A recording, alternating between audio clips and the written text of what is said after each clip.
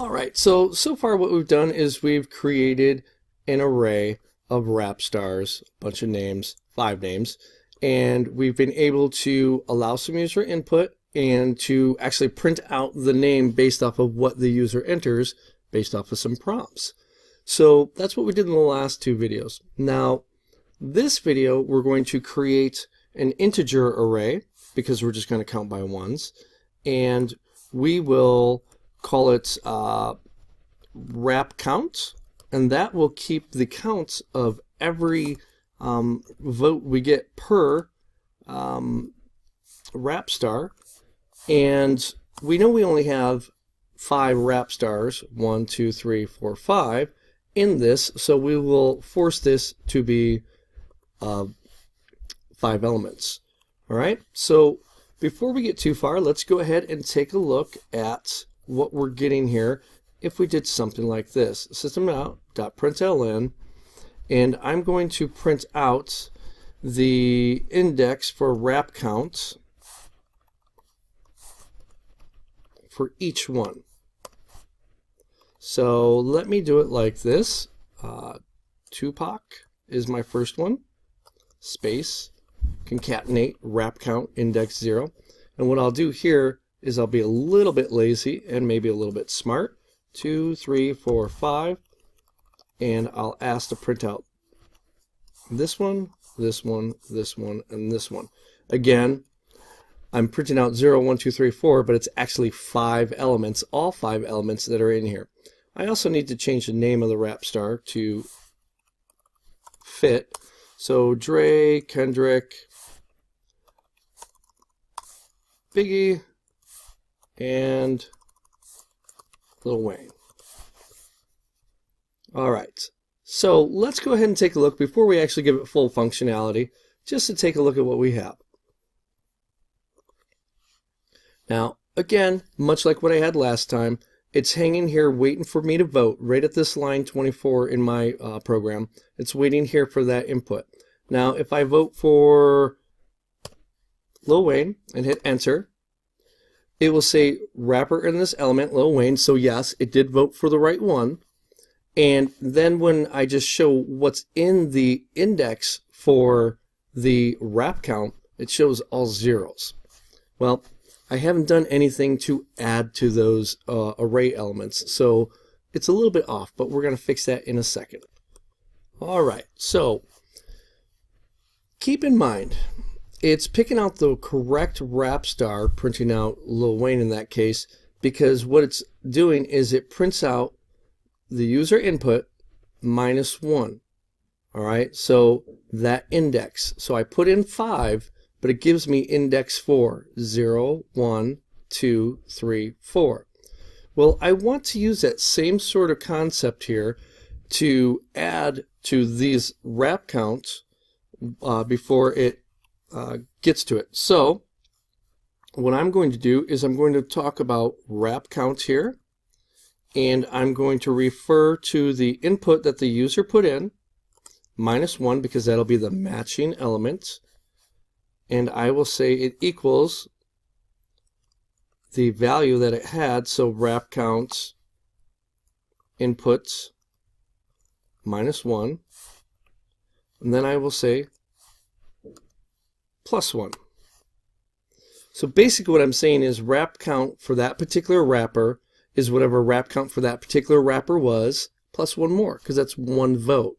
All right, so wrap count, let's say I put in 5, right? So I put in the number 5 up here, and then what it'll do is it'll tell me which wrapper I voted for. So 5 would be input -1, 4, 0, 1, 2, 3, 4, and then it will, down here, wrap count, which has 5 elements in it as well, will equal wrap count -1, so it gets to the 4th element, which would represent Lil Wayne, +1, so we'll add 1 to that.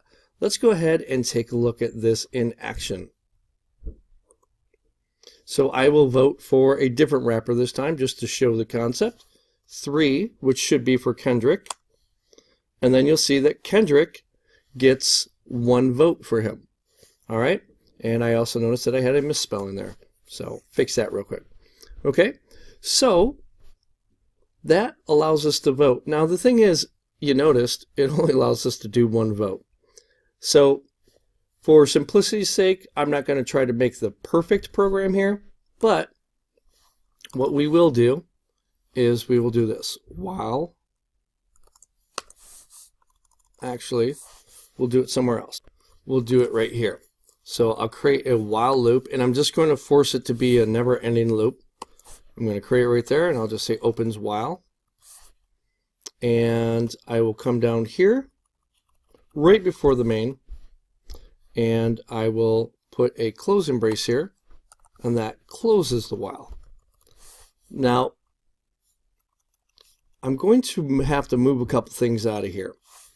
What I want to do is I want to get rid of this right here. I don't want to get rid of it, but I do want to cut it, Control Exit, and I want to put it above my while.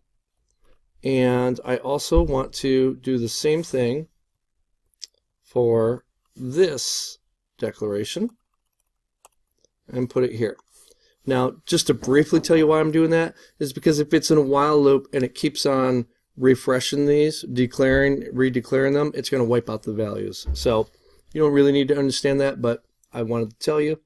And then if we run it, I get to vote. One for Tupac, all right. So now you can see he has one vote, and they ask me again, vote for a rapper. So I'll vote 5. So now you'll notice that Tupac has 1, these have 0, and Lil Wayne has 1.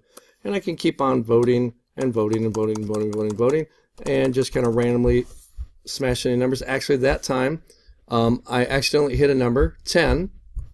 Or I'm sorry, I accidentally hit a number that forced this to get out of the index out of array because I smashed buttons too quickly. Let me run that again. And I will vote 5, 5, 5, 5, 4, 3, 2, 1, 2, 1, 3, 4, 5, 5, 5.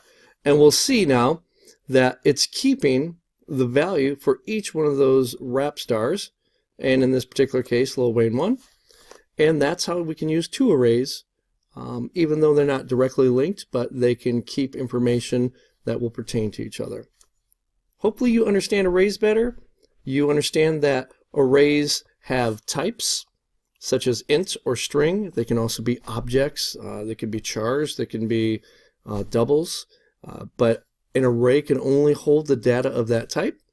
And once an array is created, it is stuck to that amount. So I could mess up my program, as you saw I did accidentally, by voting for 10.